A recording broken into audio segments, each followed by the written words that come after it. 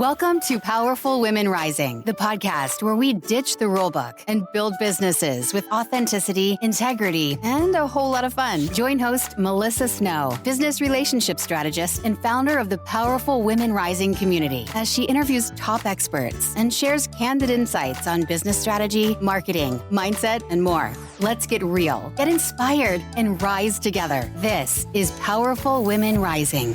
Hey everybody, welcome back to another episode of the Powerful Women Rising podcast. I'm your host, Melissa Snow. Super excited to be joining you on this lovely Monday morning.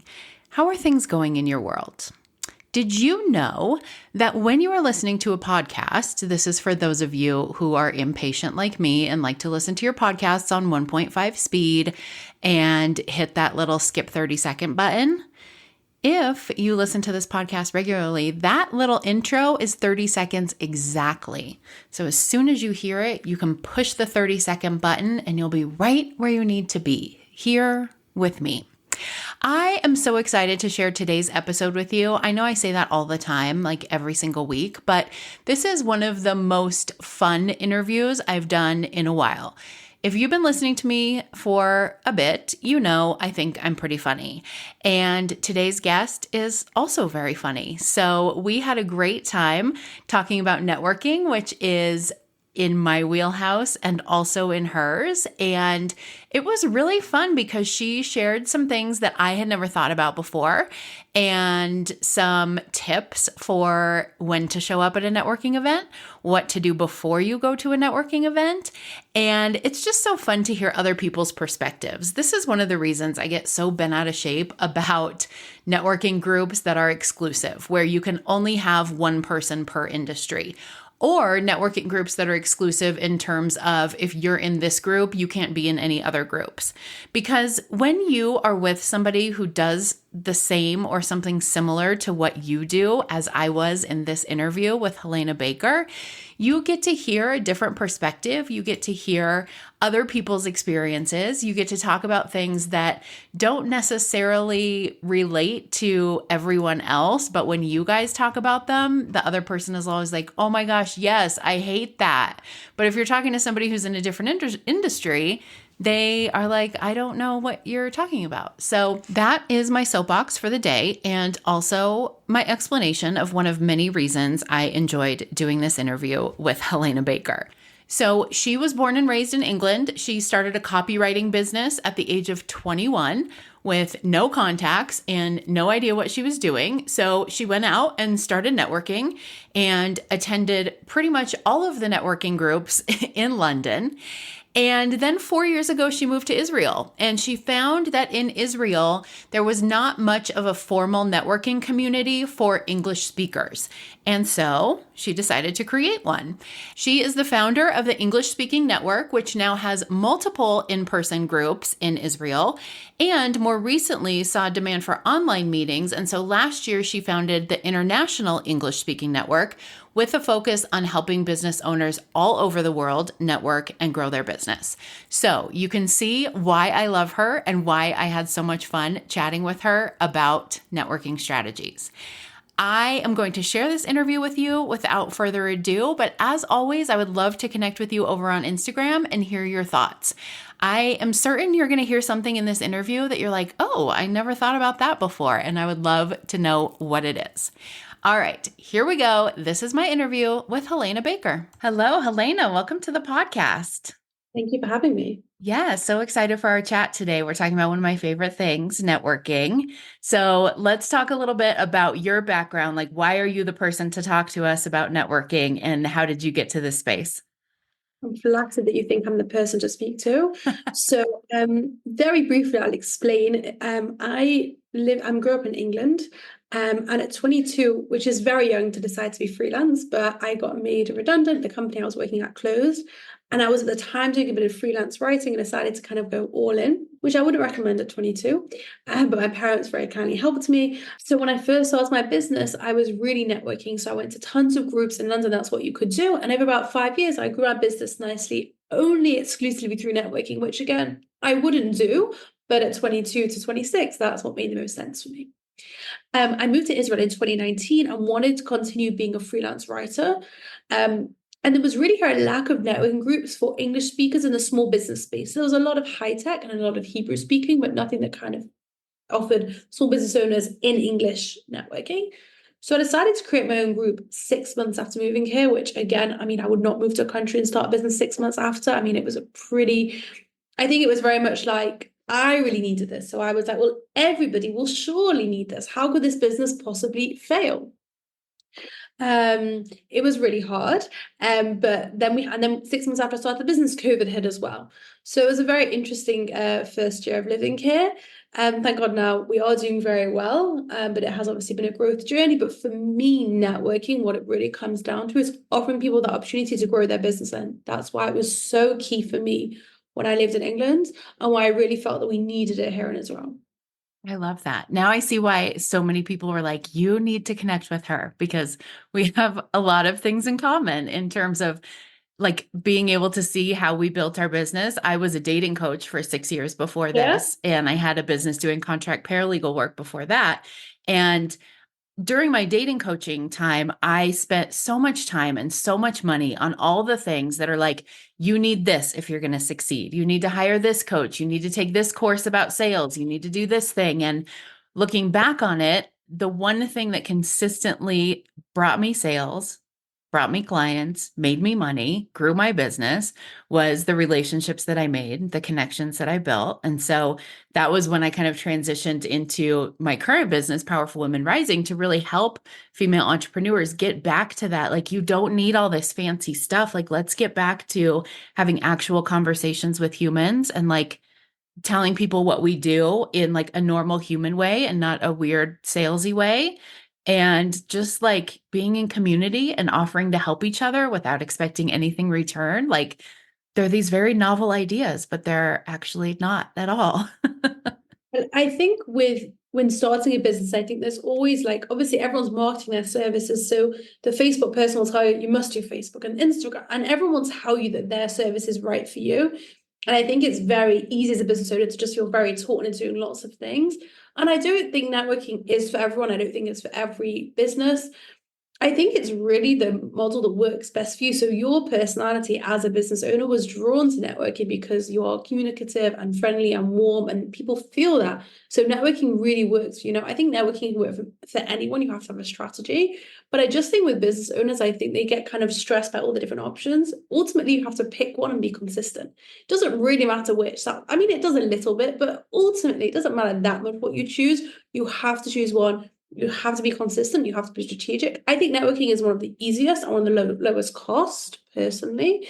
But that for me is a really big challenge. And I see all the time with business owners that are getting like, oh, but choose one. That's it. Yeah. Yeah, I think we get really focused on quantity over quality sometimes. And like, it's better to be in 8 groups where I like know 100 people, 5%, rather than being in one group where I know 30 people, 85%. And that's backwards, but we're going to talk about that in a little bit. So I want to go back to a word that you used a couple times, strategy, because I think sometimes when people hear the word strategy used in conjunction with networking, like when I talk about networking, I talk a lot about like, this is just about creating genuine relationships and, having real connections and things like that. And a lot of people like think strategy is the opposite of that. Like, strategy is the like manipulative, planned out, fake, transactional side of that. So how do you find that networking, like that strategy fits into networking, and how do you do that without being a salesy weirdo? So I love the question, firstly, and I think it's really important. Okay, so when I talk about networking and strategy, I think people like you think I mean sell to the room. The first thing that I want to say, and I'm sure that you say this to your members, is networking is never about sales. We're not even thinking about sales. It's so like not on the radar. So I know that's very hard for people and it does take time, but when you're going to any networking event, you have to forget about selling. Like, otherwise it's not going to work because nobody wants to be sold to. It's just icky. There's no better word for it. But when we think about strategy in the same vein, you don't want to go to a networking event and just kind of schmooze and that kind of be a nice event and that be it, because that's a waste of your time and you're not going to get business. There is a happy medium. I think people like black and white. There's actually grey there. When I talk about strategy, so I'm going to say that you're going, there's two ways to look at it. Let's say you're going to a big networking event. Your local Chamber of Commerce is doing an event for 150 people. You're turning up, two people. What are you going to do? There's really clear strategies in place that can help make that event more successful. And again, that will depend on how experienced you are. But the main ones would be arriving not hungry. Even if they say they're going to give you food, you make sure you arrive not hungry. You don't want to be the person at the networking event just be trying to get to the food table. And when it's in your talking to people, it's very hard to eat food. So you arrive satiated. You arrive early. I think so many people arrive to networking events late because they kind of don't want to be the first. I disagree with that 100%. You want to be the second person to arrive. If you're there early, you can firstly speak to the organizer and make a relationship with them, and they're always good people to know.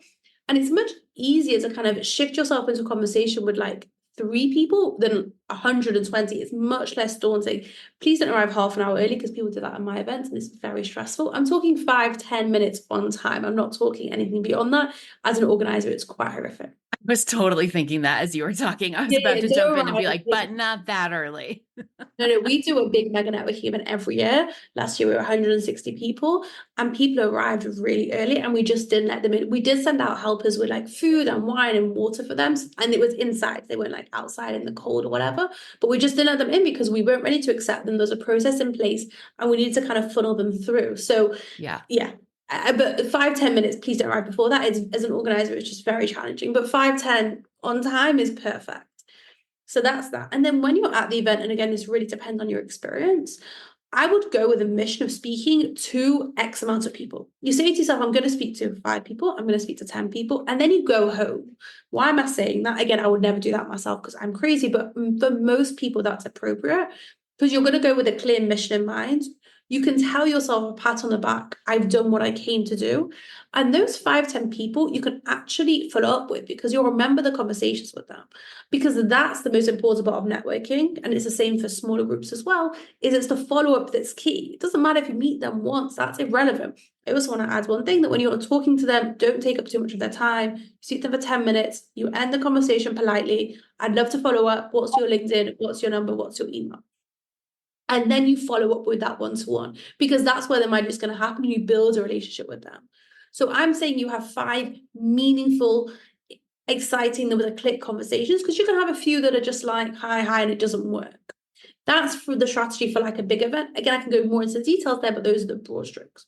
When you're going to events like I have, which are more like structured networking, where you're meeting the same person time and time again, and you will have the opportunity to give your 60-second pitch, you want in your 60-second pitch, and again in those one-to-ones, so those chats outside, to talk about referral partners. And what do I mean by that? You're not asking for the types of clients you want.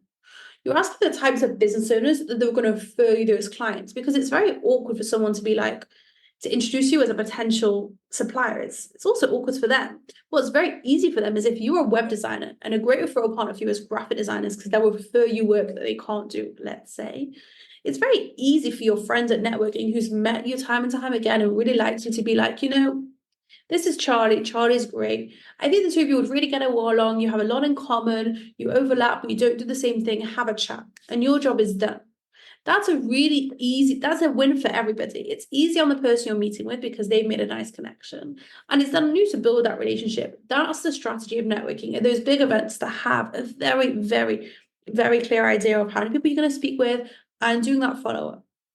And then at the smaller events where the people you meet time and time again, talking about those referral partners and saying it over and over again. And the last thing I want to say, I've talked a lot about it, is it's so important to turn up to a networking event, whether they're big or small, with an idea of what you want to do. What types of people are you trying to build relationships with? What's your goal here? Who do you want to be meeting with? Understand what you're trying to do and do the follow-up. And please, I beg of you, you may get a member list after the event. Please don't add everyone to your mailing list. Please don't send a blanket email, even if you have the software to change the first name. Everybody knows what you're doing. I get complaints about it often, or not often. People are very good, but I get the complaints, not the person that complains to me. Everybody knows you're doing it, and it's so gross. There's a better word, but I'm going to use gross. It's so gross. So please don't do that. I'm done now. That's all I have to say. I love all of that, especially the last part. Happy to I aim to do the keep. same thing. I send out a contact list after I do my virtual speed networking events. And I say on the event, I say before the event, I say in several emails after the event, like, this is the reason you're receiving this contact list. You should only use this information for this specific reason. And That's the way to do it. it's gotten better, but still every once in a while. My favorite is when they don't realize that I also am on the list. So they also send me the like, hey, it was so great to meet you at that event. Didn't you love Melissa? And I'm like, no, I am her. You actually sent I've it had to me. a few crazy ones. I've had obviously people emailing people who didn't come to the event and saying it was great to meet you. But Mm-hmm. I've had people use my brand name in they're clever enough to send it to me, but in their marketing basically, just send out an email to my members and basically saying I'm offering a special offer for ESN, as if like that's been approved, and as if it's like the way that they've worded it, and people have told me about it. I'm like, that has nothing to do with me. It's not okay to do that. And that's happened a few times actually. Yeah, I don't know who's teaching this stuff, but it ain't us. No, sure So, not. one of the things that I picked up when you were talking about strategy is there's certainly some strategy involved in what you're doing at the networking event. And we could probably make this into like a 9-part series between the two of us. There's certainly some strategy involved in what you're doing at the event. But what I heard you saying a lot is that there is some strategy involved in how you're preparing for the event as well. Like being really clear about how you want to introduce yourself. How are you going to balance like introducing yourself as a person, but also making sure that people know what you do and what you're looking for. Taking the time to think about like, who do I want to connect with? And maybe it's different this month than it was last month. Maybe now I'm looking for speaking opportunities, whereas last month I just really needed a copywriter. So being prepared to answer some of those questions. People ask me all the time when I do one-to-ones in a specific group that I'm in. Everybody asks at the end, what can I do to support you this month? And I used to never have an answer because I was always like, oh, I don't know, but this was a great chat. Bye. And of course, we have all this mindset stuff to work through, right? Like they don't actually mean it and they don't actually want to do the thing you're going to ask them to do and all the things. But even being prepared with an answer for something like that, I think the more preparation that you put in, the less anxious you're going to be. And you're also probably going to have a better result in the conversations that you're having as well. Do you agree? I agree 100%. And I think, like you said, so much of it is about the mindset. And I think people approach networking kind of two ways. One is like the extrovert who's like, I love networking, I'm great at networking, I'm going to smash this, and does no work and is just super cocky, which also is not ideal, by the way.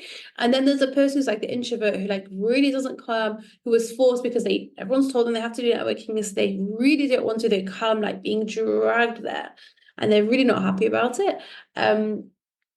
And they talk to one person and leave. Like those are the two extremes, and both of those extremes need that strategy. They need slightly different strategies to match their personalities, but ultimately loving networking isn't enough. You have to also work networking. It's not enough to just turn up. And the same for the introvert who's like really scared.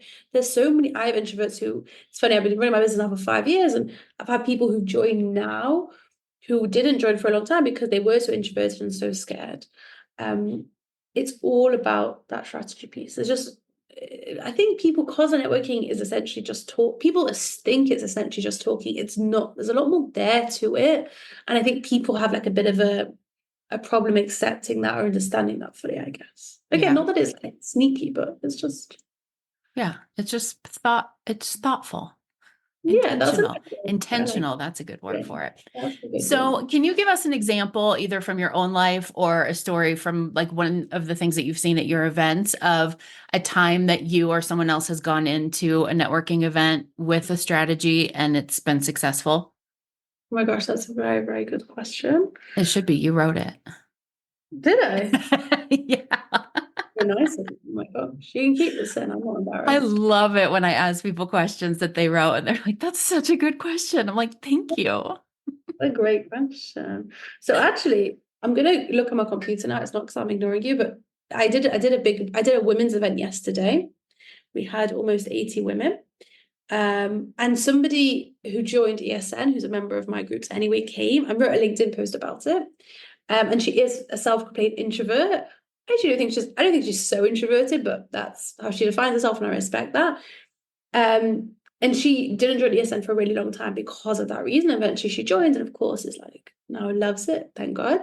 And she gave tips on how she handled the event to make Oh, sure that wow. she wasn't overwhelmed by 80 people.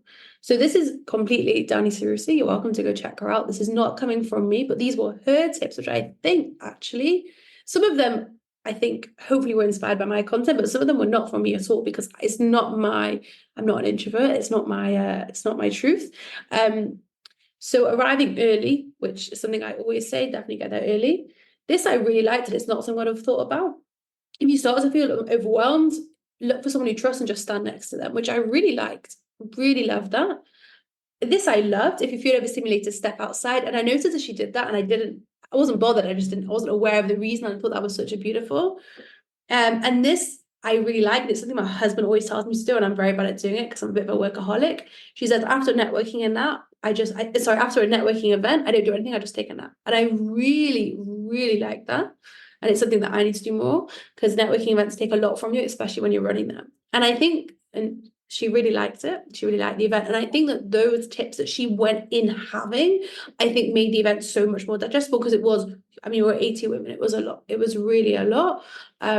And I thought that was really beautiful and such helpful tips for any introvert. And again, some of those I wouldn't think about because it is not my truth. Yeah. What I love about those two is that it's very much about her giving herself permission to be herself and do it the way that works for her. She didn't feel like she needed to be pressured to like push through or, oh, if I go step outside, people are going to think I'm weird or, whatever it was. It was just like, this is me. This is what I need. This is what's going to give me the best experience. And that strategy worked for her. As an organizer, from my perspective, at no point at all in the event did I think, oh, that's like, I noticed they were outside, but there was a few of them and I just thought it was nice. The room was a little bit small. Like none of this came from, like, none of it was noted by me.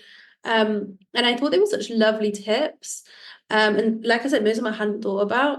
And I think it's really nice. I'm trying to think of other strategies in place for networking events that I've gone to. It's funny because obviously I don't keep to this with the strategy. Like I'm terrible for the strategy, of course, because that just makes sense. Because that's how it works. I'll tell you the truth with my networking strategy, and this is really a terrible thing. The truth is my networking strategy is I'm very active on LinkedIn. And that's really the secret for me, is I'm very active on LinkedIn, and Israel is a very small business community. There is not that many of us. So once you know, you know, you know. So when I first moved to Israel, I remember going to a networking event in 2019. I traveled an hour and a half to get there. I arrived, was very overwhelmed, and left after 15 minutes. It was super overwhelming, and I'm an extrovert. I found it really hard. And that was obviously no strategy in place. I just turned up, hope for the best, and it was a nightmare. I guess that my strategy these days is that I'm really active on LinkedIn. This sounds really pompous and it's not meant to, it's just the truth. If I go to a networking event, people know me, not always, but mostly know me. And so there's a conversation starter. I recently spoke at a networking event in the States. And it was very humbling because people there less know me. And it was a real reminder that you do need a strategy in place for those events the truth is I did for that event know that would happen, and I did have a very clear strategy of bringing people in for a certain service that I offer that's relevant to people outside of Israel, and I did get a client through that strategy because I went in with that specific strategy, knowing exactly how I could. There's only really one way I could offer to American clients. There's only really one offering I have for them, and I really went in with that focus, and it did pay off. Yeah. Well, I love that because what it's showing is that you don't necessarily use the same strategy for every single event, every single group, right? There's the more transactional groups. There are the more relationship focused groups. There are groups where you know most everybody. There are groups where you don't know anybody. And so you may have different strategies for different ones. I think the more I'm thinking about it, like as we're talking, I do think I go with strategies. I don't think I should think about it a lot more than I do, but I do go with strategies thinking, okay, this is an event catered to X market. What offering do I have for that market? And again, I'm not going in salesy at all, but I will bring that up. I will discuss it. I will kind of like have a chat with someone, feel the vibes, want a better word. So I do definitely go to each event thinking, okay, what offering do I have for this sort of event that's most relevant? Now I'm kind of going into a different sector of high tech, which I don't have experience with at all. I want to go to those events. I'm really just trying to build relationships because I don't really have as much experience there as I would like. And so for those events, I'm like, I'm here to build relationships, I'm here to grow. So it is different depending, you're right, so different depending what the event is. And the truth is that you're right, I do have strategies. It's just not something that I'm like, so I'm not writing them down beforehand, which really you should be much more intentional about it. But I've been doing this for a long time. So. Yeah. A lot of your strategy is probably not as conscious as it used to be because you've been doing it so much. I'm not new to networking. Right, exactly. So you mentioned LinkedIn, and I want to talk about that a little bit, although this is a whole rabbit hole we could go down. Yeah. But one of the things that I talk about a lot is that networking doesn't just happen at networking events. You don't just network at networking events and networking groups. Right? You can't just happen at networking events. Like that's just not possible. Right, exactly. And for me, I think networking can happen anywhere that you're creating a connection with another human being. And for a lot of people, that's social media. A lot of people love social media. They're really good at it. They're good at connecting with people on a human level on social media. There are people who despise it and don't want anything to do with it. And so that's fine too. But for the people who do like social media, and you mentioned you do a lot on LinkedIn, how does social media play into your networking strategy? They're intertwined. There's no way to separate them whatsoever for me personally. And I actually think it's very hard to network in this day and age without having some form of social media presence. It can be done. I think it makes life much, much harder. For me, like I said, I can now go to events and people will know me, which just makes life more pleasant and easier, to be honest. Like I have to say, there's just no two ways about it. I think it means that I'll meet someone at an event and I can never speak to them again, but they see me on LinkedIn because I always connect on LinkedIn. I should say I'll connect with everyone on LinkedIn, which you can do. After an event, you can connect with everyone on LinkedIn. That's completely acceptable. I would never write a note or anything. Maybe I'd say it was great to meet you at the event, but I'll probably just send a request and that's it. So they see me time and time again. And it's just, with marketing, it's so boring. It's such a cliche, but it takes time and people have to be exposed to you. They say 7 touch points is 8 thoughts. Whatever it is, it's rarely just once. I mean, it should be, but it's not always. So for me, they're just so intertwined in like helping each other and supporting each other. I truly don't know how people really succeed in networking without it. Yeah. I mean, that's... Yeah, I agree. I use Facebook a lot. I want to be more on LinkedIn, but I'm just not. And so that's a truth about myself that I'm accepting right now. I don't think you need to be on LinkedIn at all. I just think like if Facebook's working for you, great. Just focus on that. Like I really want to be on Instagram. That is not my reality. So yeah, okay. Exactly. We're just accepting the truths about ourselves today. Yeah, but I think as business owners, we're like, you don't have to do anything. You have to make money. If you're making money, then you can grow your business, then amazing. Yeah, that's certainly helpful.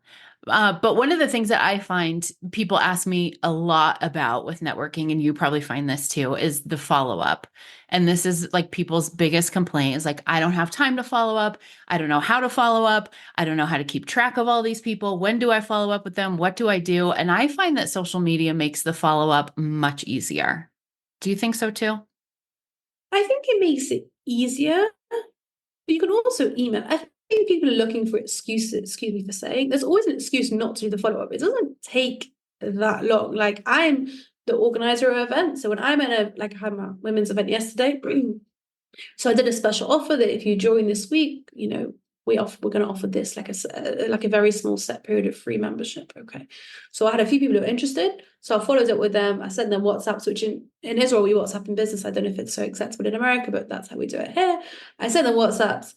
My baby was home. She was not well. My baby was home all the time. I was able to do it even just with her home the whole time, which it doesn't take that long. So I think maybe I'm not so nice. I find it quite frustrating. I do think with networking, people have a lot of excuses. You find the time for what's important. And if growing your business is important, you'll find the time for it. That's number one.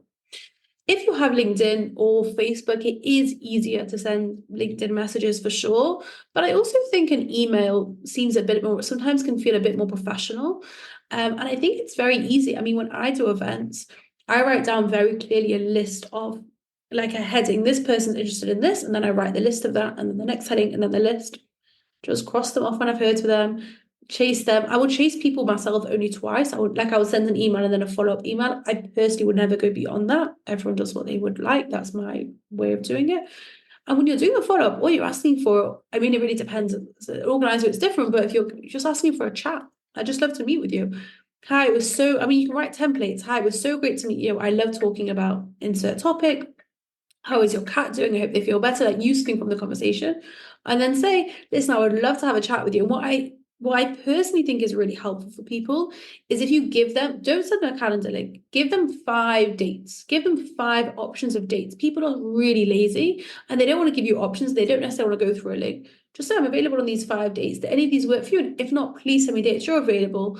And of course, I'll make it work. Make it as easy as possible for people. I just think that's the key. I don't think it's that challenging. I really don't. No, I don't think it is either. I mean, it's not hard and it's not, it doesn't take a long time, but you do have to be intentional about like setting aside the time to do it and making Yeah. that a priority, like you said. But like we have to take responsibility for our actions. Like we have to say that we are business owners and we've come here to show up. And this is part of my networking. And if you're going to a networking event, I'm going to tell you a secret. There's no point going if you're not following up. Just don't, if you don't have the time, then just don't go. It's also okay. You don't have to go to every event. But if you're going to go, then to not follow up is you might as well have not gone to the event. You're not going to get this. Occasionally, of course, I've also had it where you go to an event and it happens to be that person needs your service and you get really lucky and you get business from that. It does happen for sure. And it's beautiful and it's lovely, but it's very rare. That's the exception to the rule. You are the rule. It happens in the follow-up. So just be aware of that. Yeah, I love that. Great points. I feel like we need a part 2 and a part 3. So we'll have to come back for more of this. I could talk, these are topics I could talk about all day long. And there's so much that goes into all of them because we're all such different people, right? Like we're going to approach it differently if we're introverts. Everyone is surprised when I say I'm an introvert. I'm like, no, you just think I'm not an introvert because I'm like super awkward. But also when I get really nervous, I just like say whatever's in my brain and somehow it comes out funny. And you guys all think I'm funny and like this outgoing comedian person. I think people think of introverts as socially awkward, and it's not the same thing at all. Like you can be introverted and be incredibly friendly and warm. Yeah. I And feel confident. Yeah, 100%. Like I think I come across as extremely extroverted. I think you do come across as more introverted, but we're both warm, friendly. Like I think there's a lot of confusion around what introverted really means. I like introvertism. Again, it is not my truth. I'm definitely not an introvert. Yeah. Yeah. I think it's more clear. I think it's harder to tell in a networking event, like when you're interacting with someone, as opposed to like what happens after the event, right? Like, do you leave there feeling like so jazzed and excited and like, what are we doing now? Who are we talking to now? What's next? Versus I leave and I'm like, I don't even want to turn the radio on. Like, let's just drive home in silence. So I really do love my networking events, and events I go to, it really depends.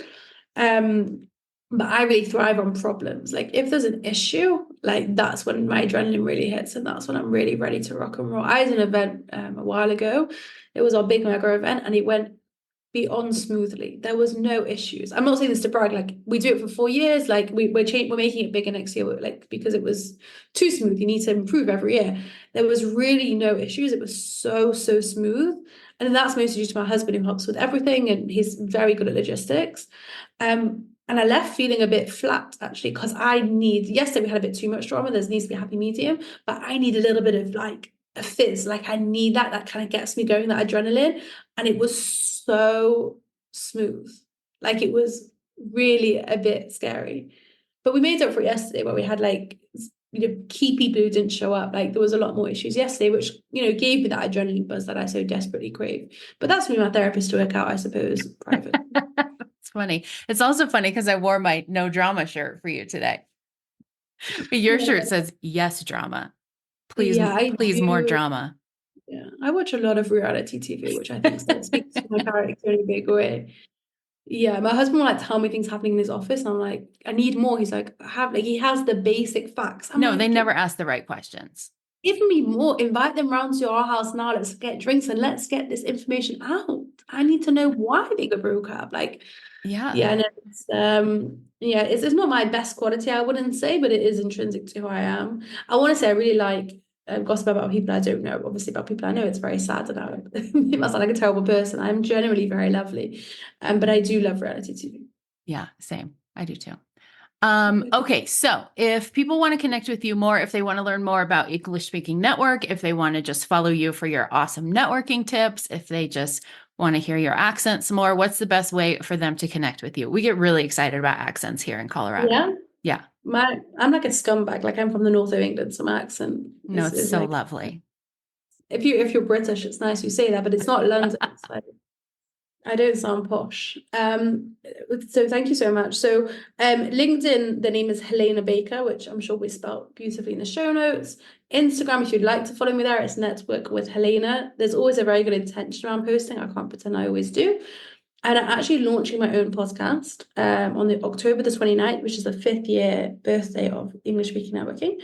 And we're speaking to 5 business owners in Israel with more than 5 employees who've been going for more than 5 years to celebrate our 5th birthday, about 3 failures they've had in business. So that is being launched October 29th, and it'll be on all where you get your podcasts at Failing Our Way to Success. Super exciting. It's a lot of work of podcasts, so I very much respect what you're doing. I did not appreciate the level of work that goes into these, I have to say. That's about it. I'm really excited. Awesome. Well, thank you so much for being a guest. I loved our conversation. You and I are very much on the same wavelength, so we will definitely have you back on the show again. So much. Thank you so much for having me. Thanks for listening to Powerful Women Rising. We hope today's episode inspired you to keep rising. If you love the podcast, please subscribe and leave a review. It's like giving us a virtual hug and helps more awesome women like you find the show. Click the link in the show notes to get your free list of top virtual networking events for female entrepreneurs. It's time to make real connections and grow your business with integrity and authenticity. Until next time, keep rising and stay powerful.